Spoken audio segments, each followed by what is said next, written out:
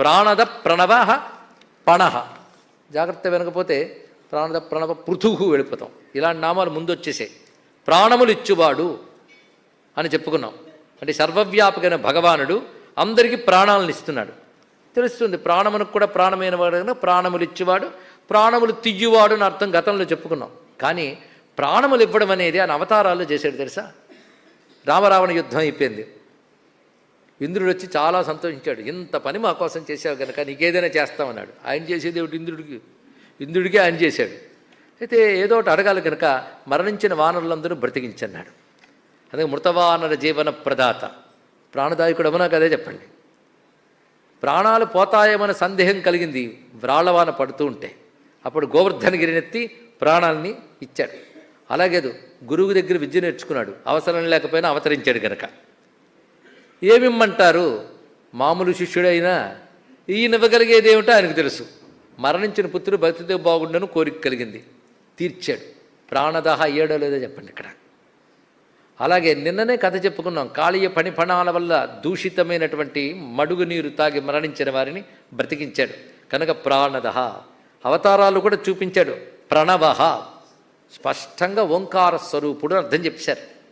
కానీ ప్రణవ శబ్దానికి రెండు రకాల అర్థం ఉన్నాయి.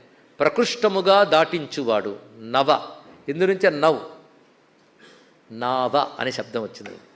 గొప్పగా దాటించువాడు అంటే ఇలా దాటించాడు కానీ మళ్ళీ జారిపోయేవండి అని కాకుండా మరి జారకుండా దాటించడం అంటే ముక్తినివ్వడం అని అర్థం ఇక్కడ. ప్రణవ మళ్ళీ సంసారంలో పడకుండా ఒడ్డెక్కించడం, అది ప్రకృష్టముగా దాటించినది. అలా దాటించే శబ్దం ఓంకారం కనుక దాని ప్రణవం అని పేరు వచ్చింది ఇక్కడ. ఓంకార స్వరూపుడు ఆయన. అంతేకాదు అందరి చేత ప్రణామము పొందువాడు ప్రణవ. ఇది అర్థం ప్రణవ శబ్దానికి అర్థం చూడండి. అదే త్వాం అభిప్రణోనుమో జేతారం అపరాజితమని ఋగ్వేదంలో మంత్రం ఉంది. అతన్ని మేము ప్రణామం చేస్తున్నాం అని అందరి చేత ప్రణామం పొందేవాడు ఆయన. మనం ఎవడవసరం ఉంటే వాడికి ప్రణామం చేస్తాం. అలా కాదు. నిజానికి ప్రణామమునకు తగిన సర్వసులక్షణములు కలిగిన వాడు గనక దేవతల చేత ఋషుల చేత వేదముల చేత నమస్కరింపబడుతున్నవాడు. అందుకే ప్రాణాన్ సర్వాన్ పరమాత్మని ప్రణామయతి ఏతస్మాత్ ప్రణవయతి ప్రణూయతి అనేని ఇది ప్రణవ. అందరి చేత చక్కగా నమస్కరింపబడుతున్నవాడు. అలా దేని ద్వారా ఆయన నమస్కరిస్తారో అది కూడా ఆయనే.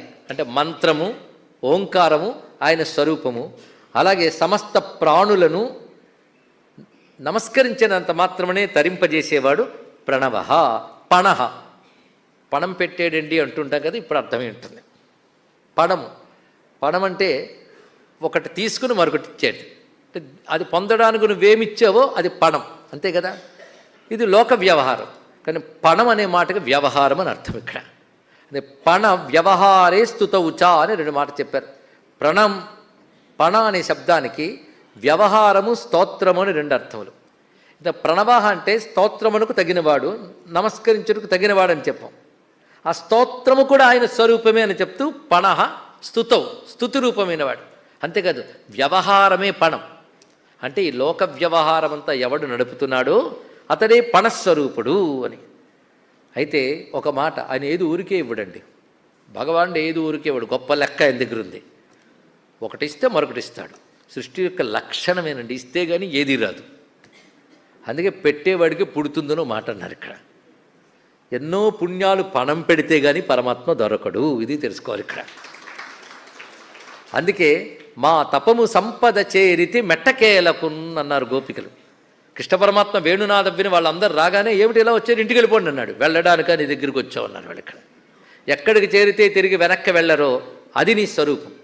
వెళ్ళండి సంసారంలోకి నువ్వు అంటున్నావే, ఈ సంసారంలో కొన్ని జన్మలు తిరిగి ఆ జన్మల్లో చేసుకున్న తపస్సులు వల్ల ఇప్పుడు లభించవు. పుణ్యకీర్తి పుణ్యలభ్య. ఎన్ని పుణ్యాలు పణం పెడితే పరమాత్మ దొరుకుతారండి. అలాంటి పుణ్యస్వరూపుడుగా ఉన్నటువంటి వాడు పుణ్యముల్ని పణంగా తీసుకుని సాధన్ని పణంగా తీసుకుని అనుగ్రహించేవాడు పణః. ఇన్ని వ్యవహారాలు సరిపోయాయి. ప్రమాణం ప్రాణనిలయ ప్రాణభృత్ ప్రాణజీవన తత్వం తత్వవిదేకాత్మ జన్మ మృత్యు జరాతిగా. ప్రమాణం